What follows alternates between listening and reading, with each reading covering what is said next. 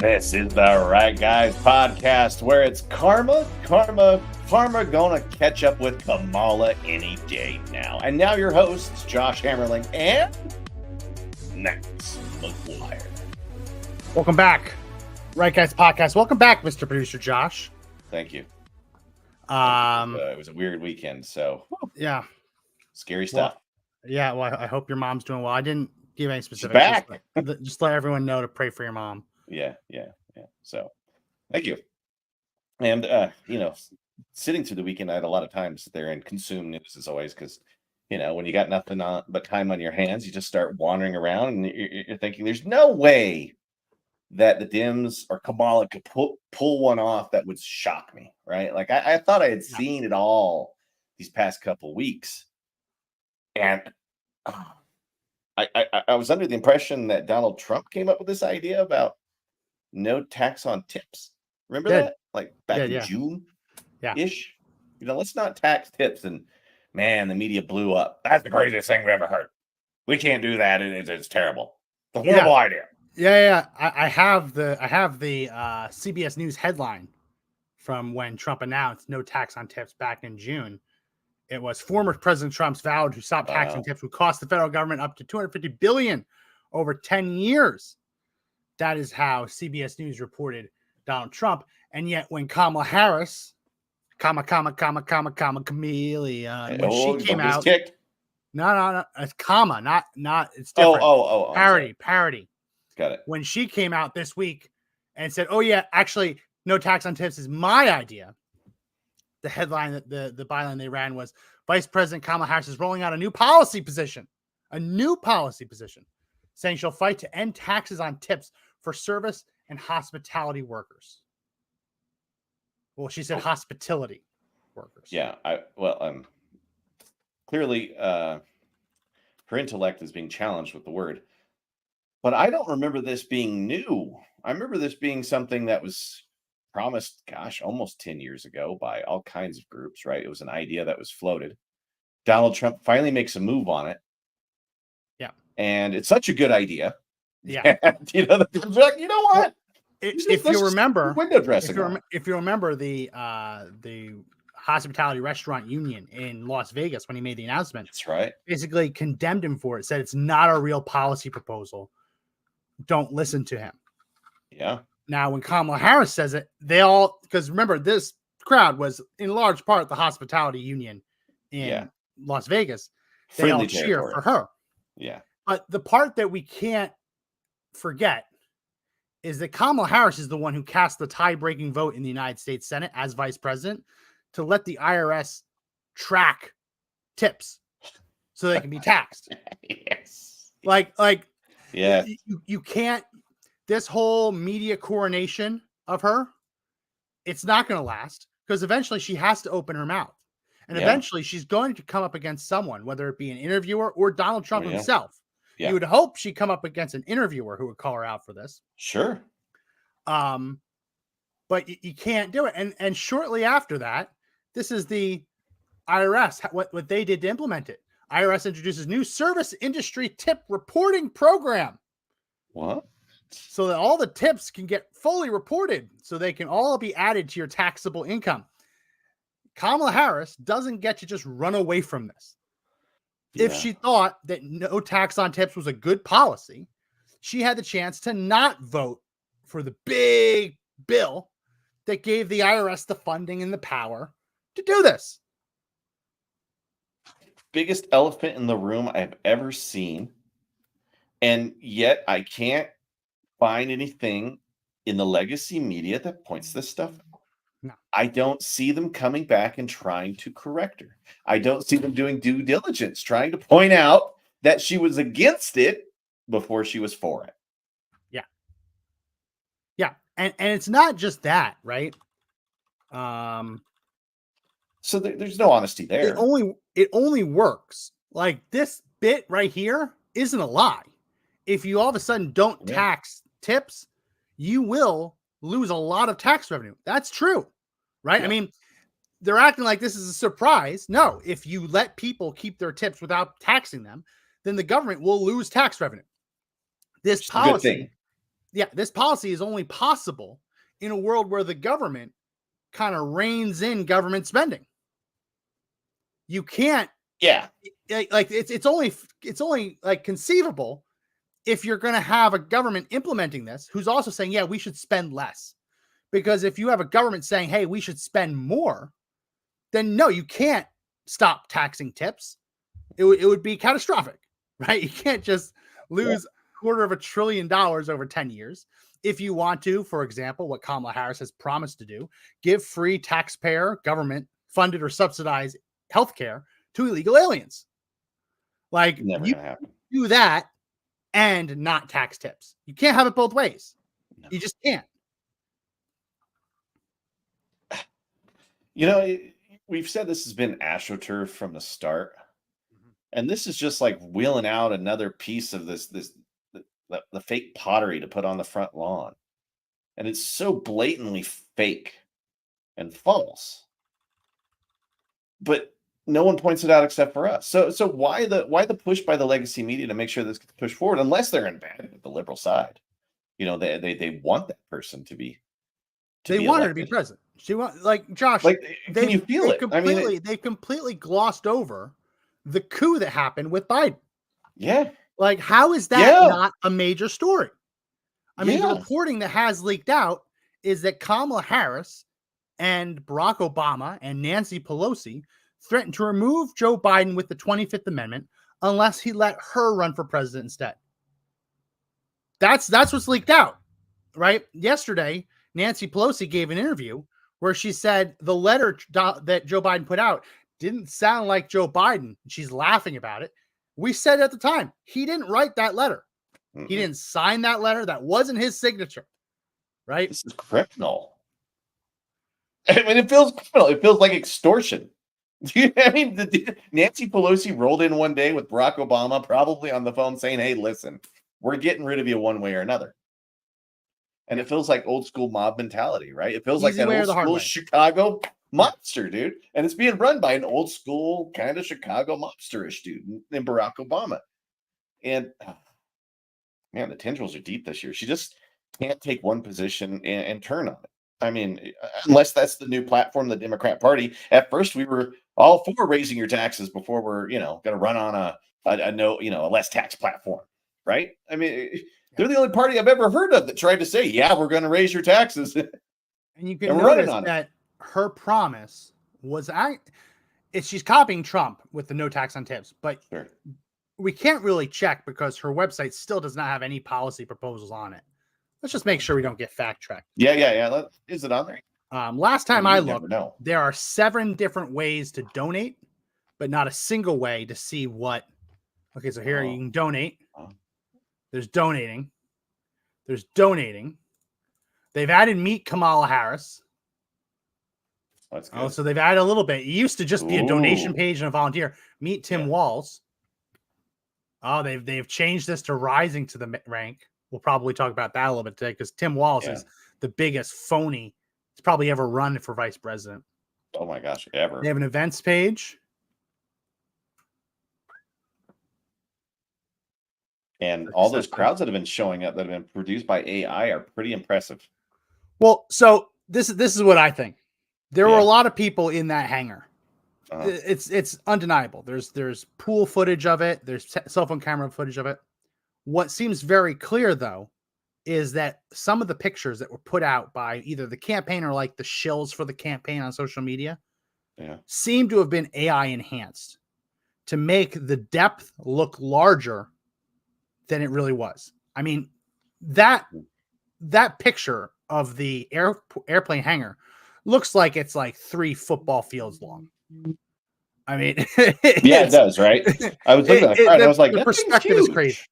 The perspective is crazy. And those are big airplane hangars for real.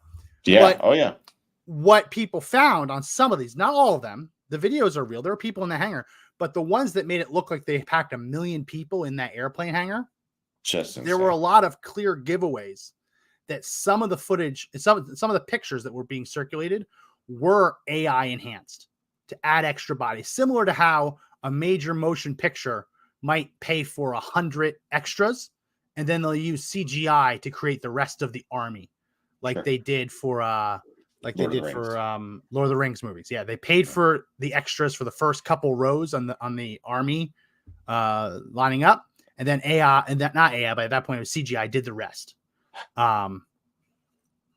It's just example of See if we lie can find after them. lie after a lie. I mean, there's been nothing genuine since Kamala Harris was coronated, I guess you'd say, as the party's next person. You know, there's never there hasn't been truth coming out of that camp from the beginning, and they picked a guy who's known to have been grandiose and enhanced his military record, right? I I just don't see how long you can get away with the blatant lies that are being thrown at the public unless the public is just ignorant to it. So this is the photo that shows you the depth. This is not a gigantic hangar. It's big, It's but it's big, just yeah. a regular hangar. This picture right here, I'm going to show right here. This one right here is the one that's kind of been designed to make it look like it's much bigger than it actually is.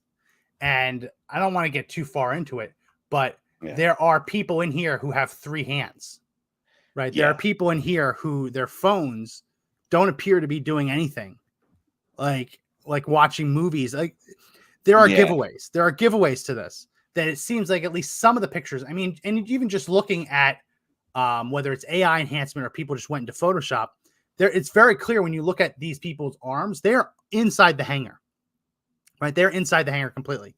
Why is it that every single person there has a flash outline on their skin? You notice that?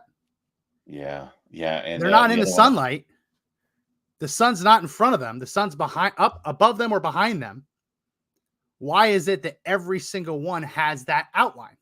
Have you noticed? Do you see it? Let me see if I open in a new tab. well, the perspective would be. I mean, the lighting perspective is wrong. It's off. Every single one of these people has a slight little white little shade around their head. See it? Yeah. Everyone. And Yeah. these are the people you're supposed to believe are in the where is it? Where did I put it? In the way back in here. Right? These are the people you're led to believe are way back in this area of the hangar. So why does it look like they're all having lighting on them? Yeah. There's Yeah. a lot of things like that that make you wonder.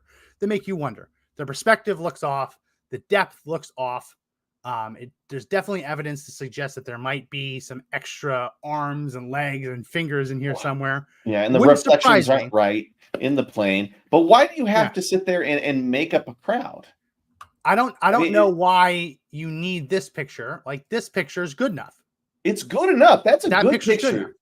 Yeah, it's perfect. I picture. think it's well done. If I'm a campaign manager, I'm looking at that. I'm seeing them hold signage. There's lots of people. This here, you're trying to turn something that's like not grassroots, but you're trying to inflate it into something like a cult almost. When you add that many people, like there's fervor for nothing.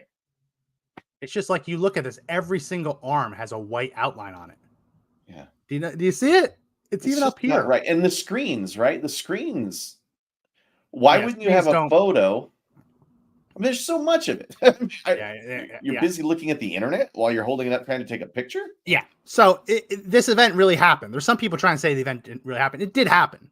Sure. But there's a lot of evidence in here to suggest that this has been manipulated, whether it be through AI or through Photoshop, to increase the depth, increase how large the crowd looks, add extra people in here. They could have just gone with this, and this looks like a big enough crowd, right? But you look at this, and it makes it look like the hangar is twice as big. We know why they're doing it, though, Max. Because when you see a real Harris event, you see that real picture, and you put it up against the stadiums that Donald Trump fills, right? It doesn't have the optics they want. Yeah. It doesn't show this glorious following for Kamala Harris that they're trying to portray as out there. It's just not there. This isn't grassroots. This isn't like when Reagan comes out of nowhere and scares Democrats and Republicans, right? This is a person that's been put on the ticket in an unelected fashion. So they have to try to create this AstroTurf campaign, right? They have to make stuff up at this point because there's nothing genuine. I haven't seen genuine stuff coming out Oh, of their it's camp, especially with that so photo. much. There's so many lies. There's so many lies. And like, let me show this one. This is Kamala Harris HQ. I'm sorry. This Kamala's wins. They're one of the shill accounts. Yeah. They're like, oh wow, look how full the arena is. The arena has a ton of empty seats in it. Yeah. A ton of empty seats. If this was Donald Trump's rally, the narrative would be like, oh, look how many empty seats there The are. seats there were. Yeah. Tons of empty seats all around this place. In the upper deck, there's empty seats in the lower deck. There's also entire sections of the upper deck that were covered with black curtains. And what the campaign narrative they put out was that they stopped letting people in because it was so hot outside. Bullshit. Give That me a was the narrative. break. They said Come on. we would have had more people inside if it wasn't so hot and dangerous for people to walk in line. So rather than letting them into the air-conditioned arena, they sent everyone home. That was the narrative. And maybe it's true. Cool. Maybe it's true. Maybe. But I've been to a Donald Trump rally, and yeah. there were people that were waiting outside. There were people in the parking lot that filled it up. Yeah. There was standing room only. Yeah.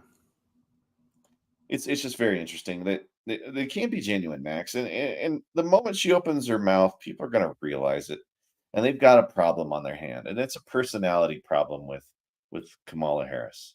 She's just not likable. She's everything to everyone. Here's what I was talking about from Kamala's wins. Breaking: Kamala Harris's rally in Las Vegas is packed and entirely sold out. Sold out. Oh. But look, here are the cloth that I'm talking about, the curtains covering entire sections of the upper deck. And then you can't hear it, but look at the whole upper deck. I know. It's empty. It's not completely packed and sold out. And this doesn't include in some of these places where they have entertainers show up. Look and hang out. That's almost 2,000 or 3,000 people. Like if a stadium, if you had a sports team and they were really popular and you couldn't fill the upper deck, like you've got a problem, right? Yeah, yeah. You got a problem. She was in Arizona. Arizona no longer has the Phoenix Coyotes because of how small their arena was. Yeah. The NHL said you can't have a college hockey arena, and I know college hockey. I'm a big college hockey fan. The Phoenix Coyotes were unfortunately playing in a college hockey barn. It was very small. And that was one of the reasons they let them sell it. They forced them to sell it to Utah, was because it was not an NHL quality arena. And so Kamala Harris goes there and doesn't fill it. Yeah. Doesn't fill it. And like, oh, wow, packed house. And like, what do you... And the shill accounts jump right in. I'm sure all of the influencers they hired are putting those out too. I mean, how many of those influencers are getting flown out, right? Being paid, having a good time with it. What concert was it like 1 or 2 weeks ago that Kamala, they show that Kamala's stadium's all filled up, but they're there for like the 3-time winning Grammy artist, right? Yeah. And then they try to pawn that off as something genuine, and it's not. It's empty seats even in the lower bowl. Yeah. Like that shocks me. If you have people that are desperate to get into the lower section at a Trump rally. You got people that want to sit behind him, right? Yeah. And how many of these people are repeats? That's the other thing. Is how many of these people follow the circuit during that time? All you need is a couple hundred. There are people at the Trump rallies who absolutely, the guy in the brick suit goes to everyone. I know, right? Everyone. And that's fine, right? Will this amount of people show up the next time she's in town to listen to her read the same exact speech? Yeah. Right? I mean, that's the question. How many times are they going to listen to the same exact speech before they stop showing up? Donald Trump, like him, hate him. You go to a Trump rally, you're getting a different speech every time. Yeah, it's a box of chocolates. Yes. Yum, yum, yum, yum, yum. Yeah. It's a little bit different every single time. But they also, I mean, it's so disgustingly dishonest. They go to Donald Trump's rally. He had a rally in Montana. Why Montana? Because Montana has a Democrat senator. He wants to get rid of that Democrat senator. So he went to a Montana rally. Oh. And they took footage from early in the night, showing that it wasn't full. Here we go. Oh, early in the night, like when people are getting there to their seats. So still coming in. So look at let me see. Here we go. All right. So open image. So they said, meanwhile, Donald Trump's rally saying it's empty. But you look at this timestamp, 7:36 p.m. Mountain Time. He's slated to speak at 8 p.m. Eastern Time. Sorry, speakers are just starting. They're just starting. Yeah. So he hadn't even gotten there yet. He hadn't even spoken yet. The timestamp gives it away. Yeah. That this was not, that it wasn't even started. It was barely even started. And by the time the event actually went off, completely full. Not even standing room only.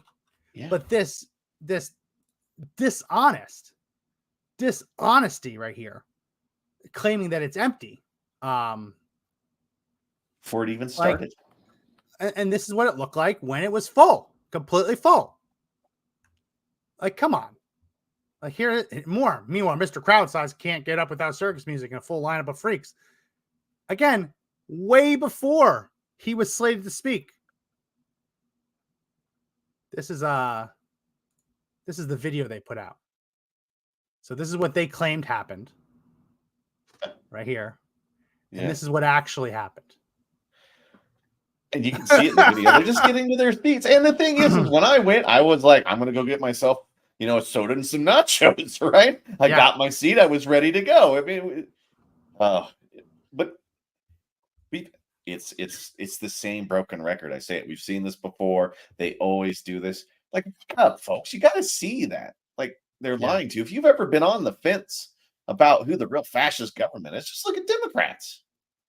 Everything is manufactured. Everything on their side. The only thing that's genuine about them is that they want to kill babies at the 9th or 10-month mark. Yeah, just saying, that's out there. Yeah, no, it absolutely is. And I don't know, I get so damn frustrated when you see something like this. This is what Kamala Harris actually believes, that the ICE is just like the KKK. That's what she believes, and she drew this comparison in a Senate hearing.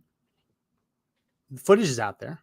But now this is the campaign ad that her campaign's running. Harris has spent decades fighting violent crime. As a border state prosecutor, she took on drug cartels and jailed gang members for smuggling weapons and drugs across the border.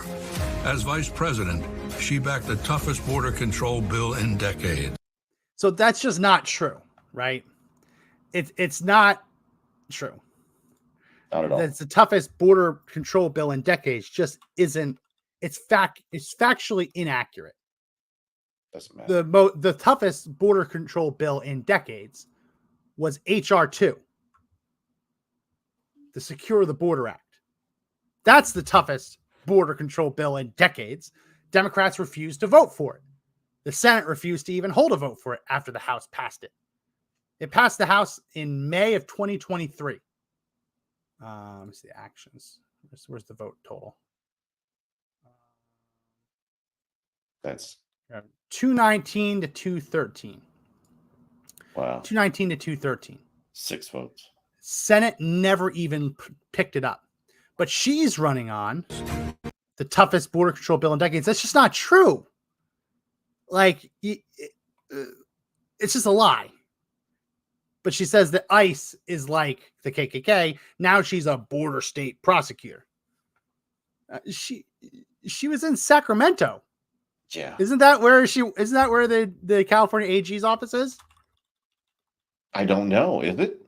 Because that would be a nice little place to have an office. That's where. But to compare them to the KKK, so they'd be saying that ICE is a Southern Democrat socialist organization. So that's how I see the KKK.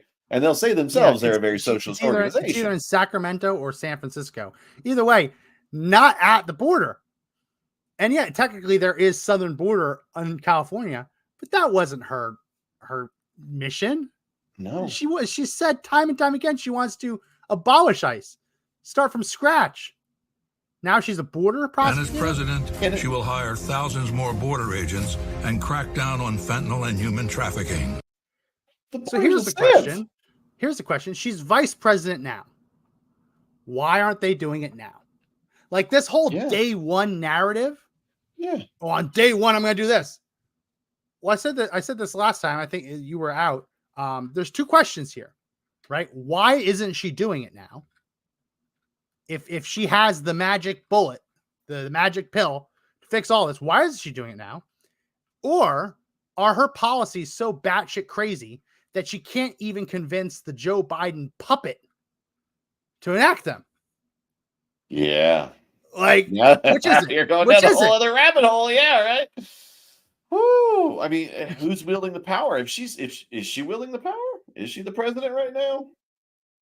I mean, Well, why no, haven't they done she was anything? on the road. She was on the road all this week. Joe Biden Yeah. was at the beach. Who was president? Who was president this week? He's sitting on the beach. She's at an arena. Who's doing the job? Yeah, who's sitting in the Oval Office right now? Yeah. I don't know. Barack Obama? I'm just throwing that one out there. I'm just throwing it out there. Kameleon. Listen, she's not going to do the job. Go ahead. There's this. Like, she wants to ban fracking. I love This is her fracking. policy position. This is her policy position. For anyone who doesn't know, let's do a Kamala Harris and explain it like everyone's five. Okay. Oil is in the ground.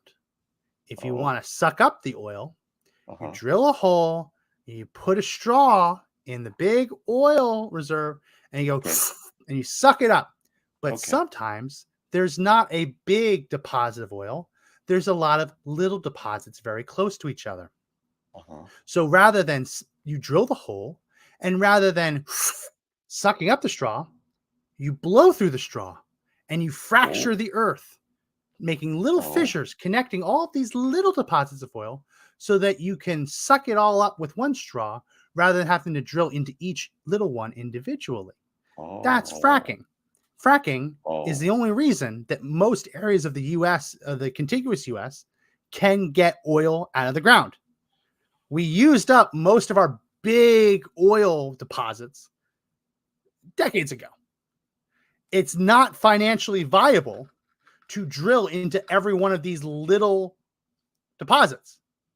So you drill once, you fracture the earth, create little cracks for the oil to go through, you suck it all up.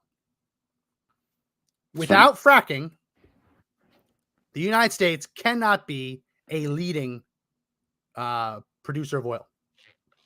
It can't happen. Without fracking, oil and gas prices go whoop. Natural gas prices, because they use fracking, natural gas is a product of this too. Natural gas prices whoop. Propane prices whoop. Now she's saying she's not going to ban fracking. She promised it. The only time anyone's ever cast a ballot for her, or no, the only time she's ever asked for someone to vote for her in a primary, she promised to do it. Now that there's no other options, she said, "No, I won't do it. I promise. I said it before, but I won't do it. I said it, promised it. Joe Biden said it, promised it, but we won't do it. Promise." That's the new shtick. So she was against it before she was for it. But my guess is she'll still be against it. Yes. So why would she say she's for it? Because we're less than 90 days away from an election. Well, she was for fracking. Now she's against fracking. No, she was against fracking. Now she's for fracking. She was for banning fracking. Because I mean, this is just how primaries go. Primaries, you all rush to the left to try and get primary voters. For the general election, you have to move towards the middle. But she's moved so far towards the middle that she's now taking Donald Trump's policy proposals. Well, it shows you what policies win then. I mean, it shows you what people actually want. You know, because I don't want $7 a quart of gasoline, right? Oh, yeah. That's on the horizon, you know? And we've seen it. We've seen it. You ever watch like a movie set in Europe or in Canada and you look at the gas station prices, you're like, oh, that's not that bad. And then actually that's for a liter. Yeah. And you're like, oh. Yeah. That's why we all don't have cars. Yeah. I like my freedom units better. Yeah. But that's what's going to happen. That's absolutely what's going to happen. And this Tim Wall stuff, did you? I don't think you were. Did we talk about his stolen valor? Were you on when we were talking about that? Yeah. We did the whole. It's we gotten did, yeah. worse.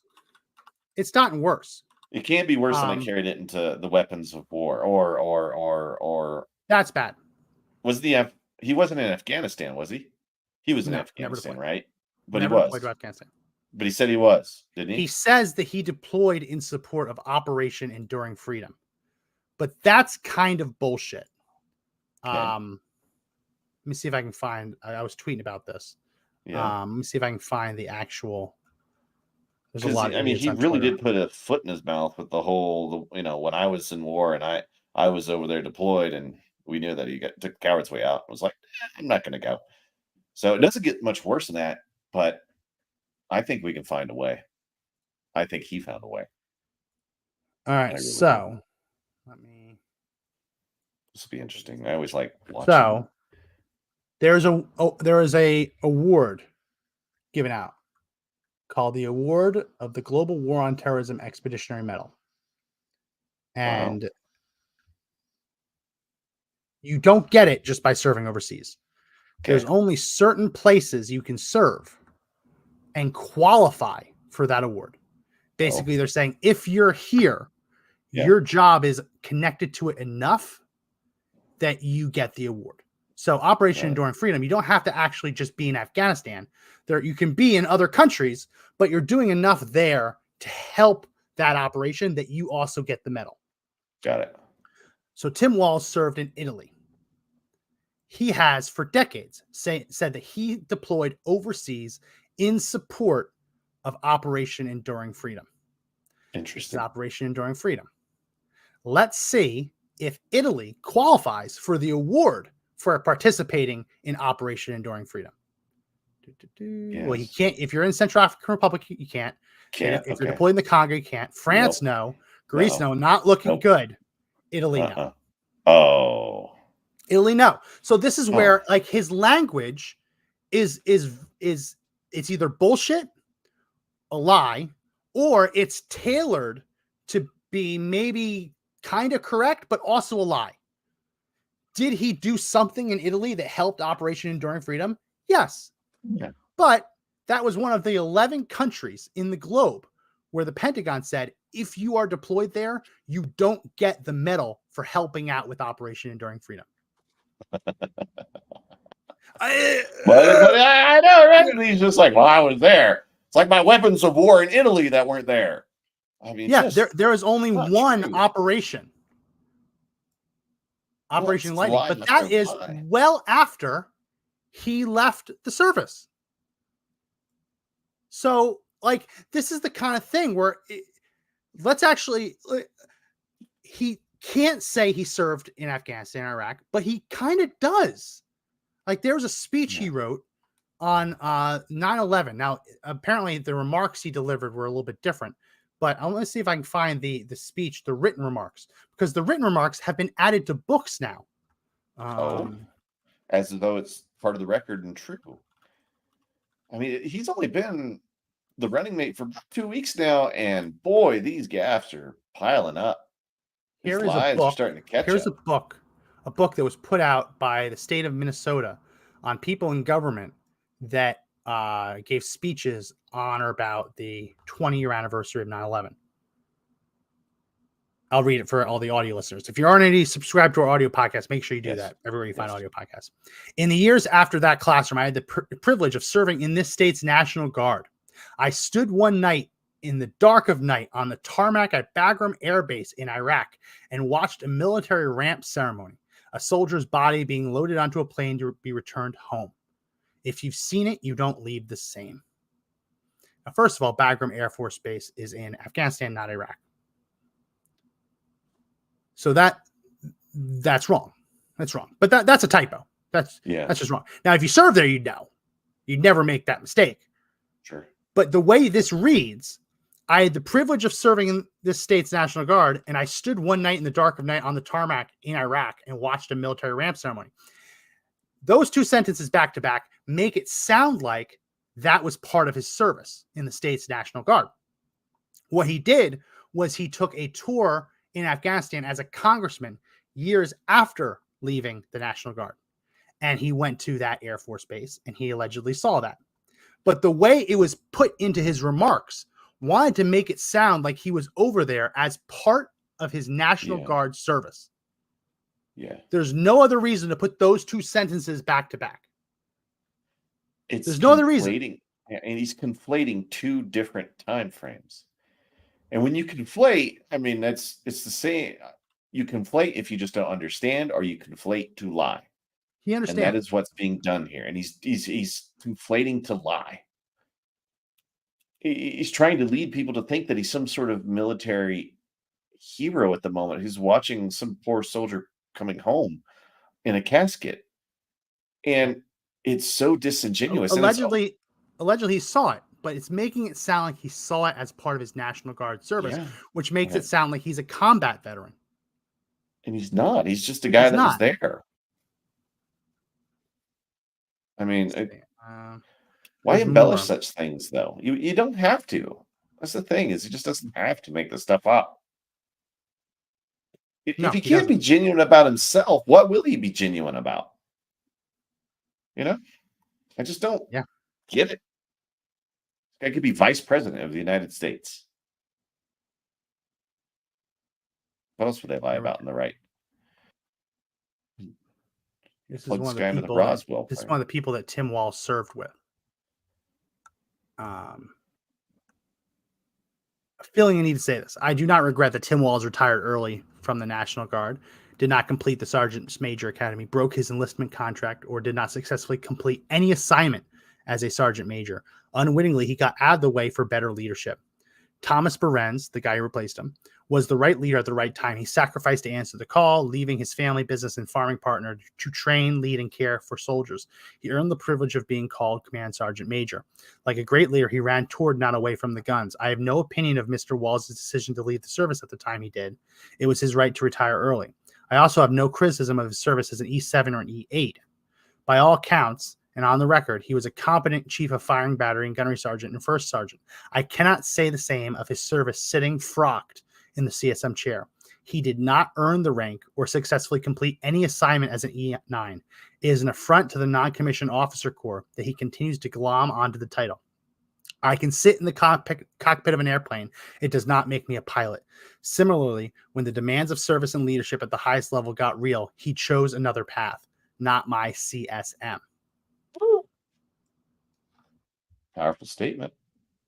So breaking that down, frocked means he was given the title, the promotion, but with strings attached, with conditions. You have to go through the Command Sergeant Major training. You have to commit to 2 more years. You have to do all of this coursework. He learned that they were deploying. He said, screw this, I'm not going to war, and quit.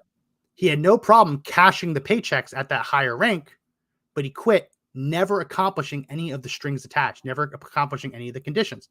And Josh, then he spent the next, 2 decades, the next 2 decades, claiming he was a rank, that he was defrocked. Wow. So after he retired, his rank was lowered because they said, you didn't actually complete any of the requirements of this rank. It's like it never happened. Mm-hmm. The best way to describe it is, here's the rank, here's your promotion. It's conditional. Do X, Y, and Z, and you get to keep it. If you fail to do X, Y, and Z, it's like this promotion never even happened. So when he says he's a retired CSN, a retired E9, he is lying. He's flat out lying. He is lying. And Josh, there is a reason for this. It is not like an easy mistake. Like, oh, what's an E8 to an E9? What's that? What's the difference between friends? It doesn't matter. It's just one rank. Well, if he was an E9, if he was a retired E9, Command Sergeant Major, he would be the highest ranking non-commissioned officer ever to serve in Congress. Wow. Something that he says repeatedly. If he was just an E8, which again, still after 24 years of service, very good to reach E8. It's not historic because there are a bunch of other E8s who've served in Congress. But he wanted the E9. He wanted to be able to say, I am the highest ranking enlisted man ever to serve in Congress. He fundraised off it, Josh. This stuff was in fundraising pitches, Wow. campaign speeches. So it seems like it's a trivial thing. Oh, well, he was off by one rank. Like, oh, well, he held it, but then he took it away. No. That's It's like effed he up. never had it. And the Stolen Valor Act of 2013 makes it a crime to inflate or lie about one's military service for any tangible benefit. Ooh. Now, it used to be much stricter. It used to be you can't lie about it. Yeah. And the Supreme Court struck it down, saying it violates the First Amendment. If someone wants to go out there and claim to be in the military when they really weren't, they have a First Amendment right to do that. So what Congress did is they reworked the law to say, okay, you can say whatever you want, First Amendment, fine. But the minute that you get a benefit from that lie, it's a crime. So if you roll into McDonald's and you're not a veteran and you say, hey, can I have the veterans discount? Oh, I forgot my military card at home. Can you just run it through? And you get that $1 off, that's still a crime, right? If you run for Congress and inflate your rank to be able to claim a more prestigious honor, a more historic campaign run, and then you fundraise on it, that is just as tangible of a benefit as the $1 off at McDonald's. So technically, this is a crime. And that's why you're seeing so many veterans pissed off about it. Because it's not like a trivial thing like, oh, so what? He got it messed up between E9 and E8.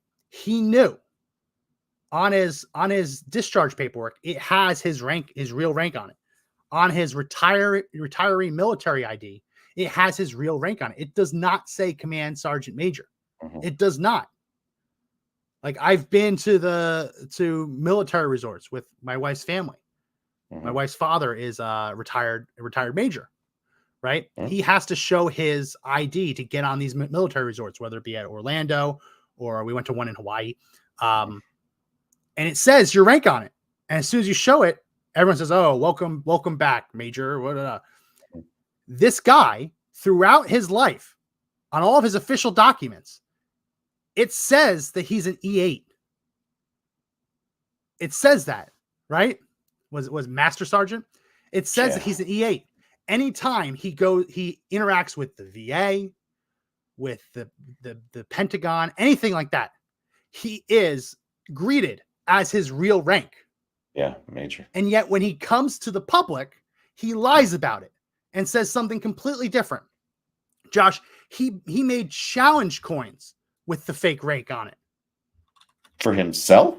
Yeah, for his office. That's insane. He made challenge coins.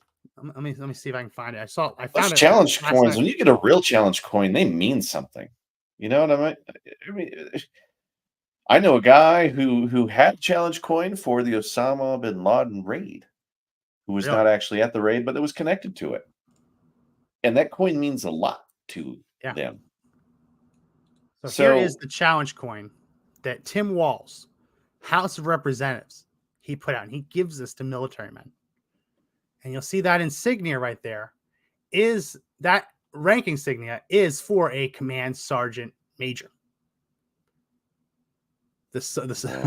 So he is literally, I mean, like, this is criminal. Like, because these aren't just like things that he's doing out of his pocket. These are challenge coins that were minted for a congressional office as a giveaway. I guarantee you he's using congressional funds on these. You bet. And he's lying about his rank.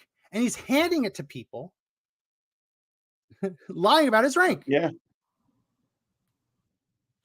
Oh, so we got a commenter saying, how long have you Johnny served? Never served. No, but I've never what's made a claim to interesting serve. is I've never lied about it. I've never claimed to serve, and I've never embellished anything. The closest I ever came to serving was talking to recruiters at a job fair. That's it. Mine lived across the street as a kid. Yeah. Saying, is it over 24 years?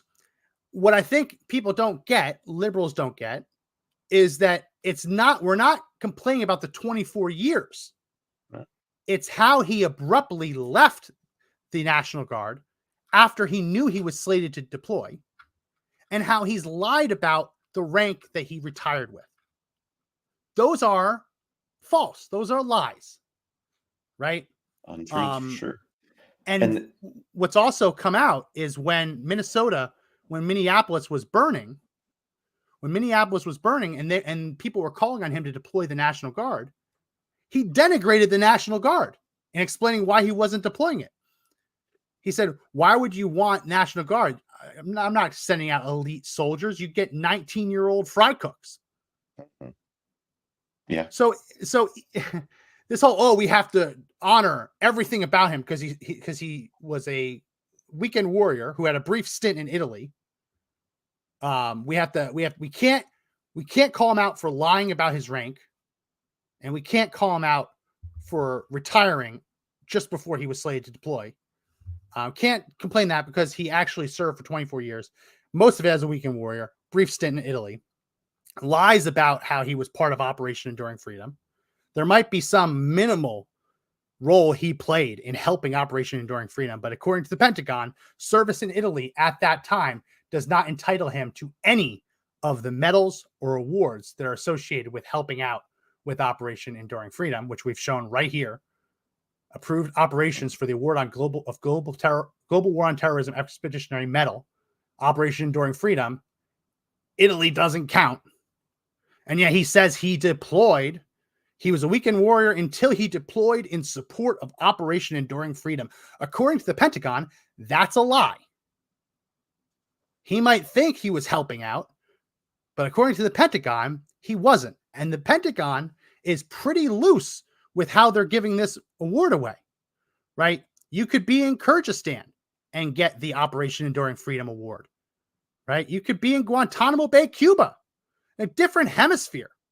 Yeah. And you got the Operation Enduring Freedom Award. You could be in Chad, a different continent, and you're getting the award, but you don't get in Italy because what he was doing in Italy didn't rise to the level of helping the operation so that he'd get the award. So we're not criticizing the 24 years. We're criticizing how he is characterizing his service and the conditions under which he quit abruptly in the middle of a 2-year obligation after he received that promotion. That's what we're criticizing, and that's fair criticism. Otherwise, there's no such thing as stolen valor for anyone who's ever served. Oh, they can lie about whatever they want because they actually did wear the uniform. That's not what the law says. Mm-hmm. It's not what the law says at all. And you don't have to serve to call out bullshit and to recognize what this is. These are lies. He's telling lies. I think you've laid out the evidence that Tim Walz is willing to do and say whatever it takes to win elections and to gain anything. We'll call it political capital, right? He's willing to money transform himself. Money. We'll even say money, right? So he ran from gunfire, according to that one statement that was shown. So really, the groundwork has been laid that he's a coward, he's a liar, and the next part is that he may very well be the vice president of the United States. And if that's the case, and he actually act as president, is he going to turn, hide, and run? Or is he going to do something? And we already know, that past behaviors usually predicts future behavior. So if he ran once, is he going to run again?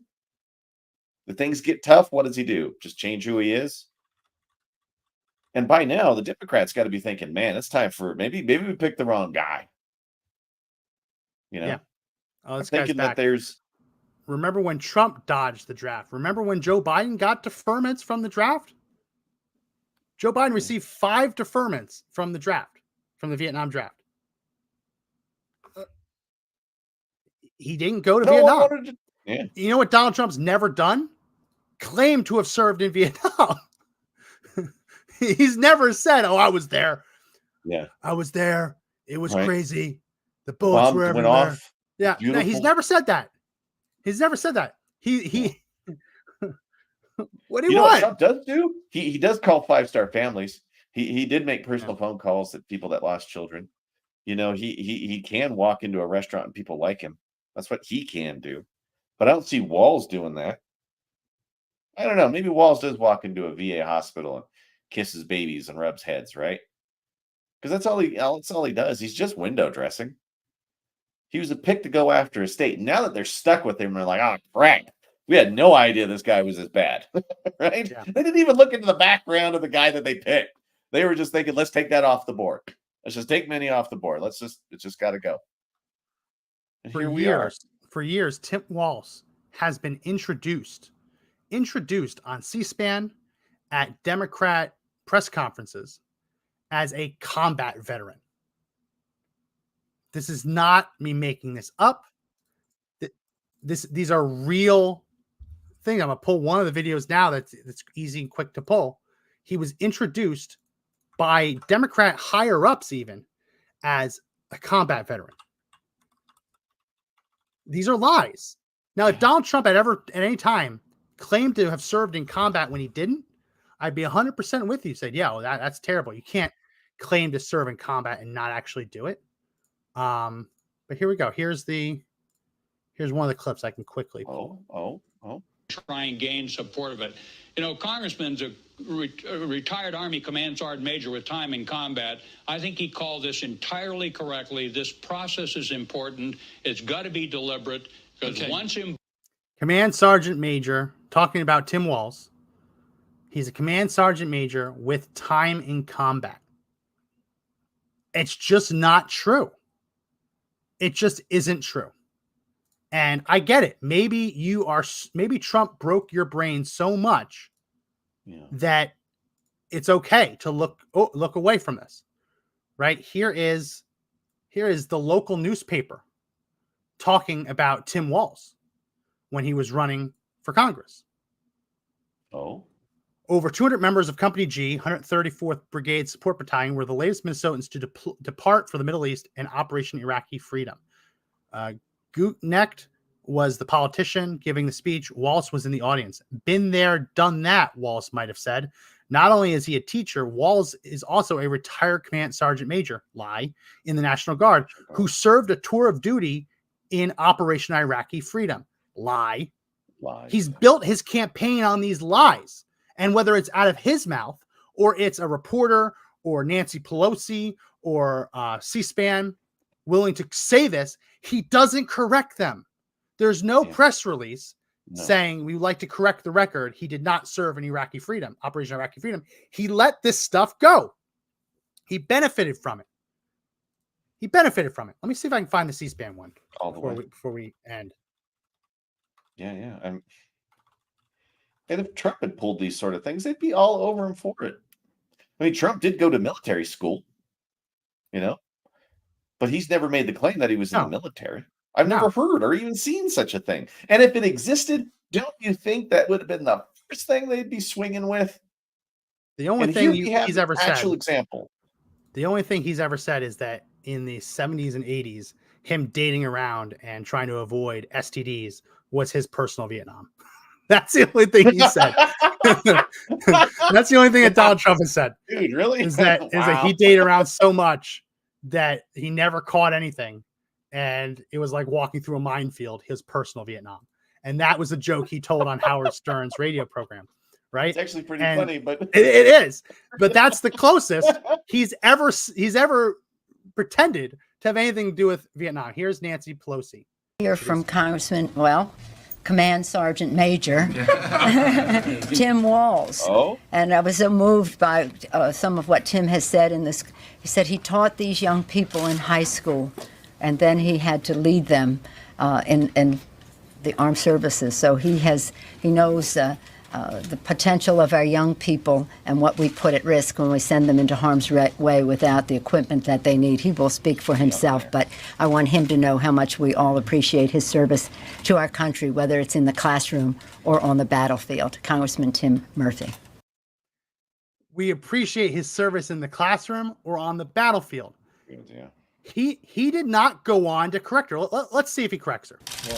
Excuse me, Congressman Tim Walz of Minnesota. I was thinking of his state. Yeah, she got the name wrong. That's what happens when you're roommates. Might start looking alike. Well, thank you, Madam Speaker, and thank you to the leadership here. Thank you to my brother-in-arm, Patrick Murphy, who is also my roommate. And I'd like to say a special thank you to Chairman Lantos, who an awful lot of wisdom. And as we were speaking about the idea of what? Nope, doesn't. He doesn't. I don't remember it. I didn't hear it. He doesn't correct her. Didn't hear it. She just said she lied about his rank.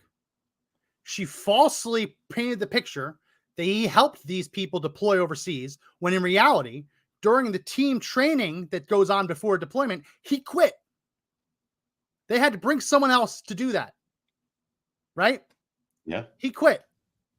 And then to say, oh, we appreciate your service, whether it's in the classroom or in combat, he smiled and said, thank you, Nancy. Thank you, Madam Speaker. Thank you, Nancy Pelosi.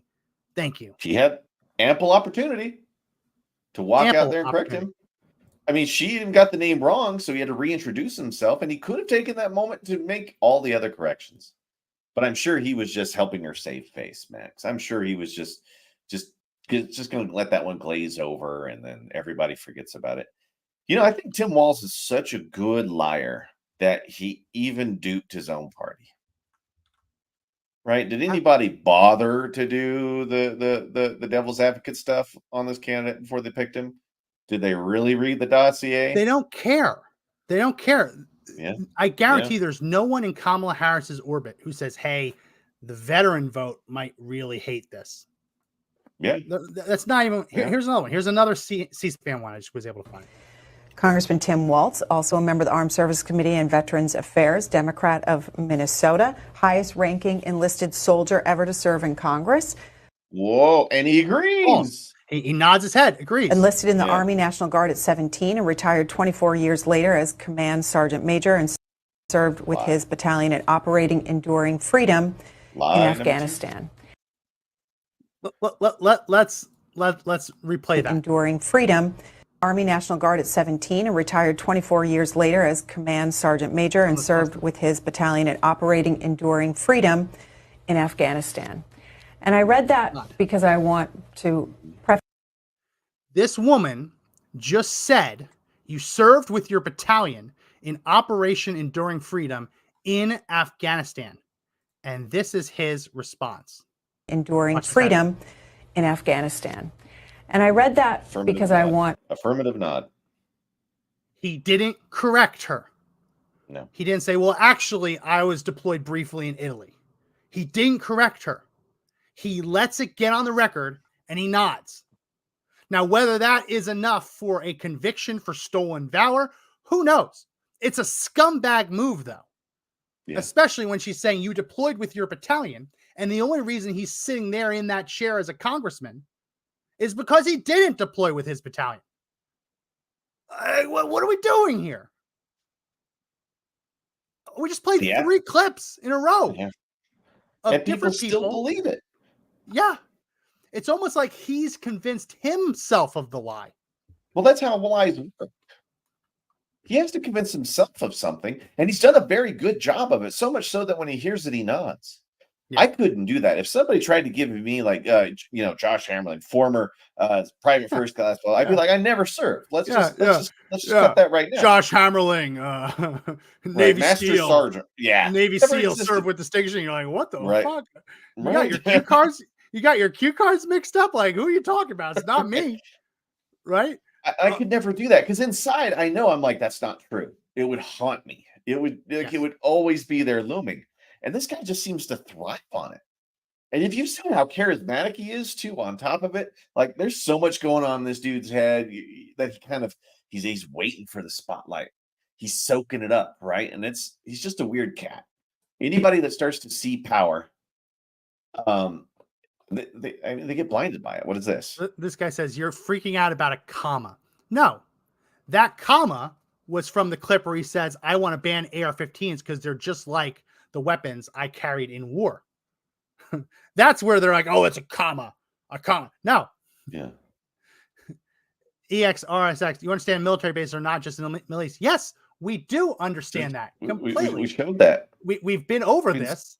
I don't know where you've been, but This Operation is Enduring cool. Freedom, Operation Enduring Freedom, in order to get the award, you can only get the award if you served overseas in certain countries, because some countries helped significantly enough with Enduring Freedom to get the Expeditionary Medal. Some did not. Italy does not qualify for the medal for participating in Operation Enduring Freedom. It's a nice It try. doesn't qualify. Oh, He wow. was deployed briefly overseas to a country where he claims to have participated in an operation that the Pentagon does not recognize as participating in that operation. At every level of his military biography, other than the I served 24 years, everything's a lie. And sometimes he inflates that to 25 years, which I'm not going to hold him to it. Some maybe round Yeah. up, whatever. Yeah, I But don't care.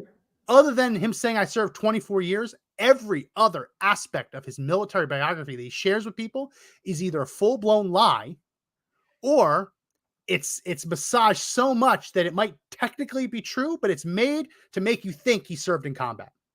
Yeah.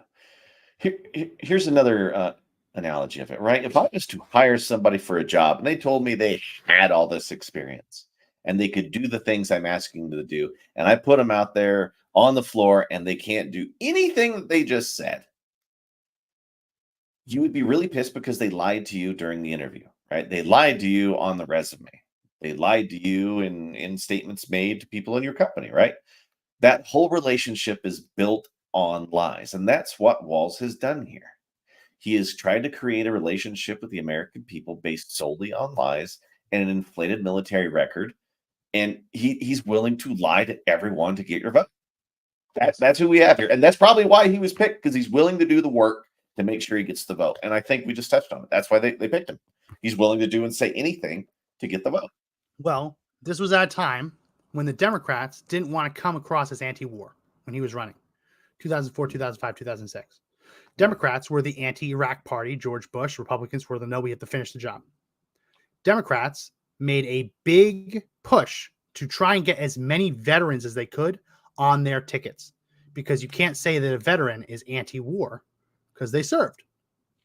I know how these conversations work, vetting and picking candidates to run in competitive districts. They literally will say, okay, we want this veteran because he is disabled, he served in Iraq, and it's going to be really sympathetic for people. Those conversations happen, right? So I guarantee you that when he was going through that vetting process, he told them, oh, I'm a command sergeant major. At that point, it was technically true because he hadn't quit yet. He was immediately demoted when he quit because he didn't actually do anything as a command sergeant major to justify that promotion. So we know that that's part of the vetting process. It's just like he was so like sold on the lie, he couldn't ever correct himself. And it's 20 years later, he's still claiming to have a rank that he didn't have. And the ethics of it, the morality of it, the legality of it, it doesn't matter whether you inflate your rank by one rank, or if he was to go around and say, oh yeah, I'm a general. I retired as a general. A lie is a lie. A lie is a lie. And it was a tangible benefit for him to lie that he retired as an E9 because it made his run historic. That he was the highest ranking enlisted men ever to run and win a congressional seat. It worked. That's why he lied. That's why he kept up with the lie. Because if he admitted that wasn't true, he wasn't a historic candidate. Just like Kamala Harris can't admit that she is Indian.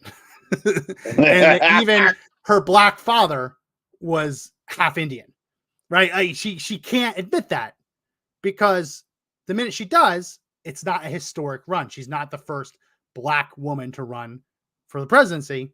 She would be the first Indian. That'd still be historic, but not the historic the way Democrats really want it to be historic.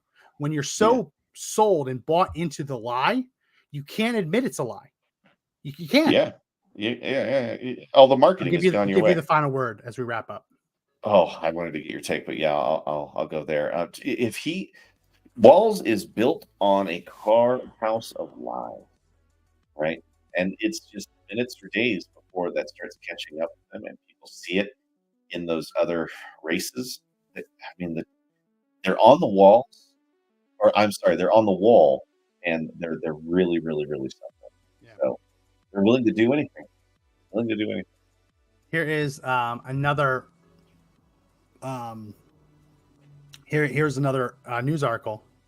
That's the part that we read earlier. The 24 years of military service.